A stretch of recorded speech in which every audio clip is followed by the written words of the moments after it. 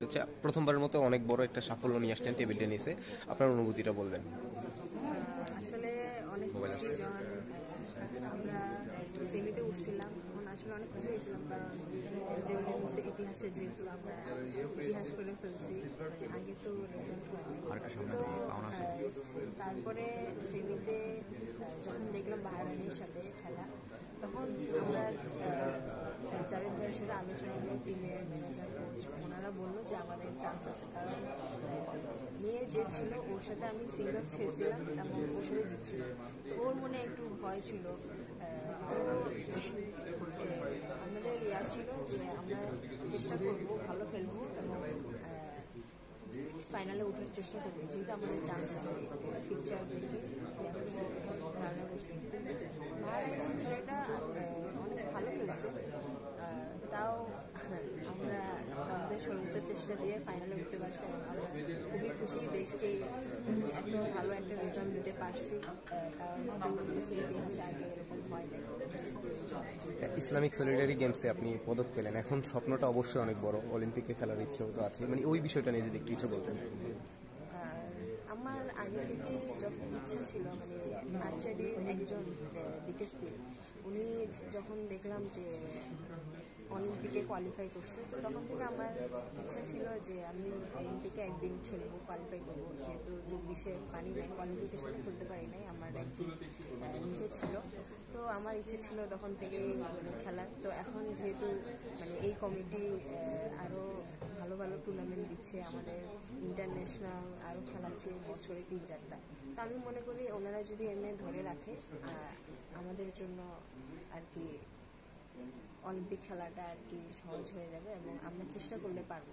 আচ্ছা, ফেডারেশনের কাছে মানে আপনার কি চাওয়া আছে এখন, যে সুযোগ সুবিধা পাচ্ছেন এর বাইরে আপনার কি চাওয়া আছে?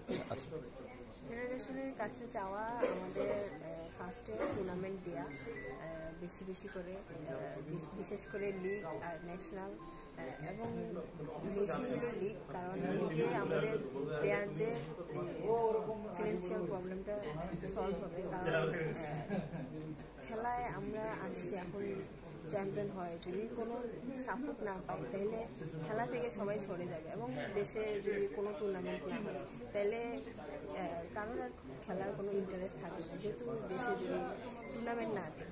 তো দেশে টুর্নামেন্ট দেওয়ার পাশাপাশি ইন্টারন্যাশনাল খেলাইলে আরও ভালো হবে, আমাদের এক্সপিরিয়েন্স বাড়বে। সেটা আরেকটা প্রশ্ন সম্পর্ক করে, সেটা হচ্ছে আপনি টেবিল টেনিস খেলতেছেন, আপনার মতো অনেক মেয়ে আছে যারা টেবিল টেনিস খেলতে চায় কিন্তু জানে না কীভাবে খেলবে, সুযোগ সুবিধা নেই। আমি নিজের ঢাকা ইউনিভার্সিটিতে পড়াশোনা করেছি, দেখেছি ওদের হলগুলোতে মেয়েরা মানে প্রচণ্ড আগ্রহী আসলে টেবিল টেনিসটা খেলে। তাদের উদ্দেশ্যে যারা নতুন টেনিসে আসতে চায় তাদের উদ্দেশ্যে আপনার কী বার্তাটা থাকবে? আসলে আমাদের দেশে তো ওরকম কোচ নাই বা ক্লাব নাই, তো আমি মনে করি ফেডারেশন বা সরকার যদি মানে ফুটবল ক্রিকেটের মধ্যে যদি আরও করে, মানে অনেক আমার মতো দুর্গম এলাকা থেকে যদি আরও প্লেয়ার মানে দেখে বা তাদেরকে যদি ট্রেনিং দেওয়া হয়, তাহলে আমি মনে করি আরও ভালো প্লেয়ার উঠে আসবে, আরও ভালো করবে ভবিষ্যতে। টেনিস তো আপনার প্রিয় খেলা, এটা বলবো, কিন্তু টেনিসের বাইরে কোন খেলাটাকে আপনার সবচেয়ে বেশি ভালো লাগে, আকর্ষণ? আর বাংলাদেশের মধ্যে ক্রিকেট, ফুটবল, যে কোনো খেলার মধ্যে কাকে আপনার সবচেয়ে বেশি ভালো লাগে, মানে অ্যাজ এ প্লেয়ার হিসেবে পছন্দের প্লেয়ার বা আইডল সব কিছুই? আমি আসলে খেলা দেখি না। ও আচ্ছা, ঠিক আছে। টেনিসের কেউ আইডল আছে টেনিসের মধ্যে যে আমি একে ফলো করি বা এর খেলা দেখতে ভালো লাগে? টেবিল টেনিসে বাংলাদেশে কিংবা ওয়ার্ল্ড, আপনি যে কোনো জায়গায় বলতে পারেন। এমনি ফেভারিট প্লেয়ার হলো মালং, আর মেয়েদের মধ্যে ডিগ্রি। বাট আমি এখন ইন্ডিয়ার যে মানিকা বাত্রা, ওর মানে ওর রাবার আর আমার রাবার যেহেতু সেম, ওর খেলা আর কি ফলো করি। আচ্ছা, আপনি এই লাস্ট একটা প্রশ্ন, সেটা হচ্ছে আপনি প্রত্যন্ত অঞ্চল থেকে উঠে আসছেন, ওই উঠে আসার গল্পটা জানেন যে কতটা কষ্ট হয়েছে এবং যারা আসতে চায় তাদের কতটা কষ্ট করতে হয়, আসছেন কিভাবে আসছেন সেই গল্প শুরু থেকে? ফার্স্টে আমার যেহেতু আর্থিক সমস্যা ফ্যামিলিতে, তো তখন আমাকে কোয়ান্টামে পাঠানো হয়। তো কোয়ান্টামে যেহেতু সব কিছু থেকে সুযোগ সুবিধা দেয়, তো কোয়ান্টামে টেবিল টেনিস ছিল, তো টেবিল টেনিসে আমাকে ঢুকিয়ে দেওয়া হয়, মানে খেলা চুজ করতে বলে। তো তখন ম্যাডামরা আর কি খেলাতে টেবিল টেনিসে ঢুকাই দেয়। তো তখন তো মজা করেই খেলতাম। তো মা বাবার ইয়া ছিল যে আমি পড়ালেখাতে আর কি ভালো করি, খেলাধুলায় ওরকম সাপোর্ট দেয়নি। উনি খেলাধুলা করলেও যদি আমি ভালো করি এটাই, তাও মানে পড়ালেখা খেলাধুলা দুটোতেই সাপোর্ট দিত। পরে 20 সালের দিকে সুমন স্যার ফেডারেশনের আগের কমিটির উনি আমাকে সহ আরও 3 জনকে নিয়ে আসে।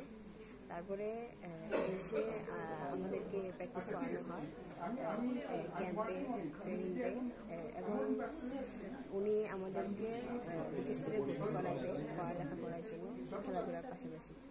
এবং এইভাবেই আমার খেলার উন্নতি হতে থাকে। তারপরে আমি দেশের যেগুলো টুর্নামেন্ট খেলি, এবং এর আগেও ফেডারেশনে আসার আগে, স্কুল থাকার আগে কোয়ান্টামে যখন ছিলাম, তখন আমি ইন্টার স্কুল যেগুলো ওই পর্যায়ে ওগুলো খেলতাম। তখন রেজাল্ট রানার আপ বা চ্যাম্পিয়ন এরকম ছিল। তো ঢাকায় যেগুলো হইতো ওরকম টুর্নামেন্ট খেলা হইতো না, একটা দুইটা এরকম। তারপর যখন ঢাকায় আনা হলো তখন টুর্নামেন্ট 1-2টা হইতো, কিন্তু খেলা শুরু করলাম। এবং 22-23 সালের দিকে আমার সামনে ক্লাসে থাকে। এবং অনেক কষ্ট ছিল এখানে এই পর্যন্ত আসা, আসলে এরকম বড় রেজাল্ট করা। তো ভাবতে পারি নাই এই পর্যায়ে আসতে পারবো।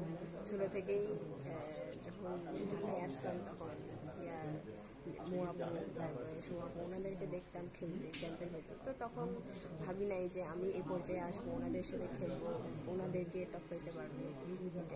এই জয়টা মানে এই পদকটা কাকে উৎসর্গ করতে চান? এই পদকটা আমি সবাইকে, আমার পিছনে যাদের অবদান,